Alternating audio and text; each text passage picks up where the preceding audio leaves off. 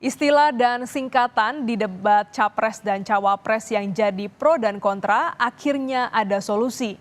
Demi substansi, Komisi Pemilihan Umum atau KPU meminta peserta menjelaskan istilah yang diucapkan di saat debat berlangsung. Bagaimana langkah Gus Muhaimin untuk menaikkan peringkat Indonesia di SGIE? Terima kasih. SGIE. Terus terang SGIE saya nggak paham, SGIE itu apa? Misalnya sekarang yang sudah masuk peringkat 10 besar adalah makanan halal kita, skincare halal kita, fashion kita. Nah itu yang saya maksud Gus. Dan ya mohon maaf kalau pertanyaannya agak sulit ya Gus, terima kasih. Ya, SGIE. Ini yang semestinya diutarakan Gibran Rakabuming Raka, calon wakil presiden nomor urut 2. Karena singkatan ini adalah singkatan bahasa Inggris State Global Islamic Economy, adalah tentang peran negara dalam urusan syariah. Namun, Gibran mengucapkan dengan lafal Indonesia SGIE. Dan senyum gembira Gibran mengucapkan SGIE dan carbon storage di debat perdana calon wakil presiden 22 Desember lalu akhirnya dibahas Komisi Pemilihan Umum atau KPU dengan peserta debat di rapat Kamis kemarin. KPU membuat aturan baru pada debat seri berikutnya untuk calon presiden maupun cawapres dalam kontestasi pemilihan presiden 2024. Jadi antisipasinya gini, dua hal kan layernya.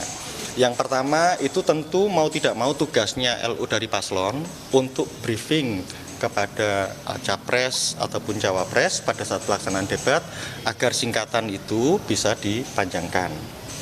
Nah kalau misalnya itu terjadi, tetap pada akhirnya ruang geraknya kita sepakati moderator akan ambil peran itu tanpa kemudian mengurangi waktu dari capres ataupun cawapres pada saat debat itu dilakukan.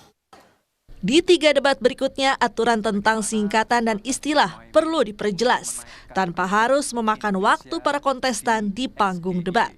Soal penampilan pada 22 Desember, menurut para cawapres, sebetulnya tidak ada masalah dengan singkatan dan istilah asing, asal bukan untuk menjebak lawan debat. Biasa namanya tanya itu kan ada yang kita tahu, ada yang kita harus tanya dulu. Apa dia nanya ternyata ya harusnya berbahasa Inggris, dia omongkan pakai bahasa Indonesia, kita nggak paham. Bahkan menurut Mahfud MD, cawapres nomor urut 3, bila ingin menjebak lawan, dia punya ribuan istilah asing yang bisa digelontorkan saat debat. Ya nggak apa-apa, itu kan lihat SMA, mencari yang sulit. Kalau itu mestinya yang substansi aja, diuraikan latar belakangnya lalu apa maksudnya gitu. Kalau cuma istilah-istilah sulit, saya bisa mencari 1000 istilah sulit sehari yang orang lain nggak tahu. Kalau cuma mencari itu ya. Meski lagi-lagi menurut Gibran tidak ada yang aneh dengan istilah yang diucapkannya karena sesuai tema debat, yakni ekonomi dan investasi. Berarti ini gaya original Mas Gibran menggunakan kata kalimat yang ekonomik dan teknikal, Mas. Dari sendiri ya, Mas. Sama. Ya, jalan lagi.